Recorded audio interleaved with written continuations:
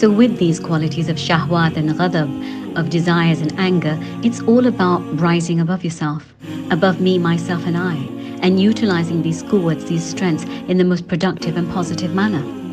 As anger is a very strong force, but it's not for complaining and yelling and fighting on petty issues, but to direct that rage towards feeding the hungry, clothing and sheltering the homeless, guiding the youth that have lost their way in an oblivion with weak faith, and to use that force to be sympathetic and understand them and show them the way back to true Imaan, true faith, or for rejoining families that have split away with torn hearts. So use that energy to bring them back together and enhance in silahemi, in enjoining relationships and family ties. And then see what all you can do with these strengths of ghadab and shahwat, of anger and desires, with these two strong qualities when used correctly, and earn the love of Allah through them. Ahmad narrated from Ubadah ibn Samit that the Messenger of Allah ﷺ said, Allah says, my love is due for those who love one another for my sake. My love is due for those who visit one another for my sake. My love is due for those who help one another for my sake. My love is due for those whose hearts are free of grudges and who uphold ties with one another for my sake. And this is classed as sahih. So be amongst these that recognize the true worth of this trait, ghadab, anger, and shahwat, and desires, as Allah has not created anything in vain or as useless, but with it, He tests how you will use it constructively or destructively. And so the best way is to use them towards the rewards that Allah has in store for exerting these two strengths, these two quwwats, in a positive and effective and beneficial manner.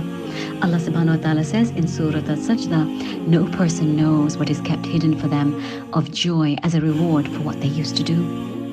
And so expressing these quwwats, these strengths in the right manner, is actually an expression of shukr, of gratitude towards Allah, as it is man's test to see his ability in channelizing and identifying the purpose of each trait that man has been given, and to utilize it in the form of ibadat and worship of the one true God.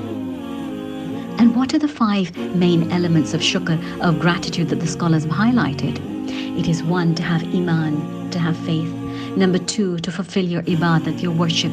Number 3, to follow with itaat, with obedience. Number 4, to do dawah and call others towards Him. And number 5, to do ehsaan, to be benevolent.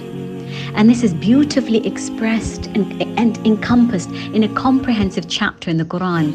Allah subhanahu wa ta'ala says in Surah Al-Asr, وَالْعَصْرِ إِنَّ الْإِنسَانَ لَفِي خُسْرٍ إِلَّا الَّذِينَ آمَنُوا وَعَمِلُوا الصَّالِحَاتِ وَتَوَاصَوْا بِالْحَقِّ وَتَوَاصَوْا بِالصَّبْرِ. I swear by the time, man is in a state of loss indeed, except those who believed and did righteous deeds and exhorted each other to follow truth and exhorted each other to observe patience.